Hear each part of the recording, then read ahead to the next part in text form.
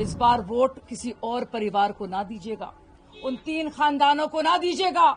इस बार वक्त आ गया है कि आप अपने घर को वोट दें। तसव्वुर भी नहीं था क्या कुछ हो सकता है। मैं लगातार आती रहती थी, मैं सोच भी नहीं सकती थी ऐसा भी वक्त आएगा। मुझे तो ये लगने लगा है कि नेशनल कॉन्फ्रेंस अपना नाम बदलकर पुराने वाला जो नाम था ना मुस्लिम कॉन्फ्रेंस, वो ना कर दे। साथियों, ये अमन बहाली का दौर पहली बार सालों साल में हम लोग देख रहे हैं। लगातार 3 खानदान यहाँ की सत्ता पर पूरी तरह से काबिज रहे हैं। इस बार जो इंतखाबात हो रहे हैं, हम ये कहना चाह रहे हैं कि बहुत आपने वोट दे दिए औरों को। इस बार वोट किसी और परिवार को ना दीजिएगा, उन 3 खानदानों को ना दीजिएगा। इस बार वक्त आ गया है कि आप अपने घर को वोट दें, आप अपने वालदेन को वोट दें, आप अपने बच्चों को वोट दें, आप अपने घरों को वोट दें, आप अपने पड़ोस को वोट दें और आप कश्मीर के बेहतर मुस्तकबिल के लिए वोट दें। और इसीलिए साथियों, ये पूछा गया सवाल, उमर अब्दुल्ला जी ने पूछा कल ये सवाल, जयराम रमेश ने 2 दिन पहले इस तरह के सवाल पूछे हैं कि आखिर हुआ क्या है यहाँ पे। हुआ क्या है ये आप भी जानते हैं और हम भी जानते हैं। ये जो बदली जो पूरी आबो हवा है, ये जो सुकून और चैन है, ये जो देख रहे हैं एक पूरी तरह से अमन और ये बिल्कुल साफ सुथरा जो माहौल हम देख रहे हैं कि आराम से लोग घुल मिल रहे हैं, बाहर जा रहे हैं और जश्न मना रहे हैं जमहूरियत का। चाहे उनको सरकार के खिलाफ बोलना हो या उनके हक में बोलना हो, अपनी जो राइट है उसको वो एक्सरसाइज कर रहे हैं। चाहे आपके कार्डर्स हों, चाहे आपके कैंडिडेट्स हों, चाहे मुख्तलिफ पार्टियां हों, चाहे इंडिपेंडेंट लोग हों। ये सब कैसे मुमकिन हो पाया साथियों? हम जा सकते हैं माजी में। मैं आपको दिल्ली एग्रीमेंट की बात कर दूं, मैं आपको राजीव अब्दुल्ला जी के अकॉर्ड की बात कर दूं, मैं इंदिरा गांधी जी के भी अकॉर्ड की 1975 की बात कर दूं, लेकिन हम माजी में नहीं, हम मुस्तकबिल की बात करने आए हैं।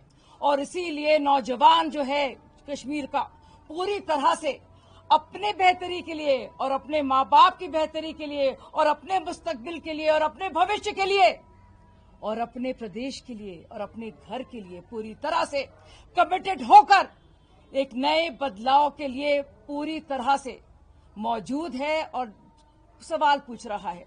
क्या कुछ हुआ है हमारे मैनिफेस्टो में आपको मिल जाएगा। और एक बहुत ही लंबी चौड़ी फेहरिस्त है भाई, तसव्वुर भी नहीं था क्या कुछ हो सकता है। मैं लगातार आती रहती थी, मैं सोच भी नहीं सकती थी ऐसा भी वक्त आएगा। अब आप सोचिए, AIIMS, IIT, IIM, roadways, horticulture, agriculture, startups, कौन सोच सकता था कि कम से कम 925 स्टार्टअप्स हैं, कई इसमें महिलाएं शामिल हैं और वो यहां से हो रहे हैं। आप चाहे इन्वेस्टमेंट देखिए, आप चाहे हमारी इकोनॉमी देखिए, आप बुनियादी चीजें देखिए, हम वतन हो, हम मजहब हो, हम जात हो, हम जो भी हो, बुनियादी चीजें वही रहती हैं।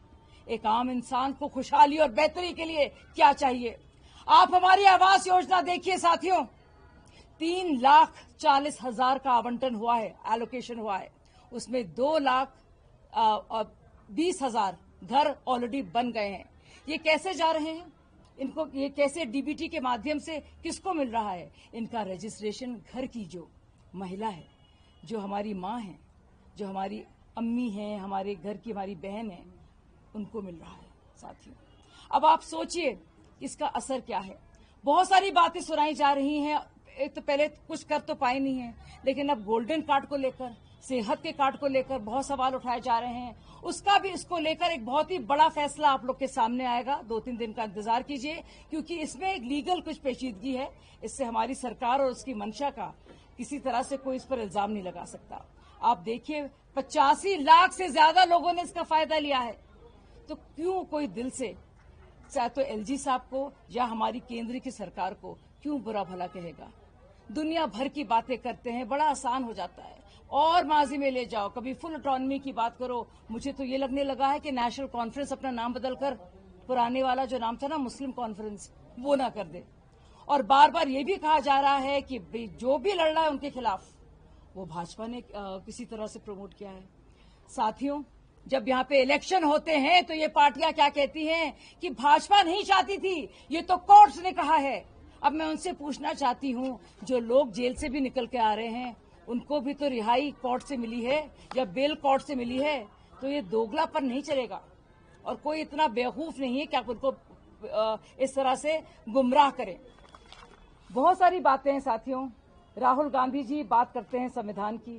पहली बार हम देख रहे हैं कि जेएनके के स्पेशल कॉन्स्टिट्यूशन के तहत नहीं बल्कि इंडियन कॉन्स्टिट्यूशन के तहत और एक झंडे के तहत और जिस संविधान के तहत और जिस तरह से कानून पूरा नए हमारे संविधान के तहत है, जो आरक्षण बाकायदा जो रिजर्वेशन की बात राहुल गांधी नई बात उन्होंने उछाली है। जुमा 2 दिन नहीं हुआ आरक्षण की बात करने लगे।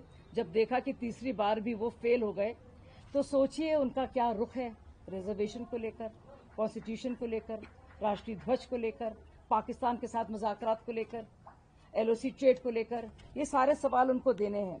लेकिन उन सब बातों को छोड़िए, आप देखिए कि यहाँ पे हम लोगों ने क्या कुछ किया है। बहुत ही मुअज़्ज़ज़ हमारे लीडर्स मौजूद हैं। निर्मल जी किसी भी तारुफ के मोहताज नहीं हैं। ये पूरा मैनिफेस्टो जितनी गहन चर्चा, विचार विमर्श, कंसल्टेशन, रायशुमारी के साथ किया गया है, पूरी तरह से उन्होंने इस कमेटी को देखा है। हमारे फॉर्मर डिप्टी सीएम रहे हैं और उन्होंने पूरे दिलो जान से लोगों के साथ मिलकर हर एक वर्ग के लिए क्या योजनाएं होंगी और किस दिशा में लगातार आगे बढ़ेगा कश्मीर, उसके बारे में बहुत ही तफसील से हर एक वर्ग के बारे में लिखा है। और मैं चाहती हूं निर्मल जी इस पूरी बात को आगे बढ़ाएं और बताएं क्या कुछ है हमारे कश्मीर के जितने भी बाशिंदे हैं और घर हैं उनके लिए क्या कुछ है हमारे अभी के मैनिफेस्टो में। और आप जाइए और कंपेयर कीजिए इस मैनिफेस्टो को। ये देखिए, आप लोग जाइए उसका कंपैरिजन कीजिए। इस मैनिफेस्टो को उठाइए और बाकी सारी पार्टियों के मैनिफेस्टो को उठाइए। बाकी सारी पार्टियां अपनी बात करेंगी, अलगाववाद की बात करेंगी, बदहाली की बात करेंगी, लेकिन सिर्फ और सिर्फ एक पार्टी है, सिर्फ और सिर्फ ऐसे कुछ लोग हैं जो वाकई में दिल से चाहते हैं खुशहाली हो, अमन बहाली हो और सच्ची आज़ादी इसी को कहते हैं। वही है सच्ची आज़ादी। आज़ादी दहशतगर्दी से, दहशतगर्दों से, आज़ादी पत्थरबाजी से, पत्थरबाजों से, आज़ादी हड़ताल के पूरे कल्चर से, आज़ादी करप्शन रात से, आज़ादी परिवारवाद से। ये है असली आज़ादी साथियों।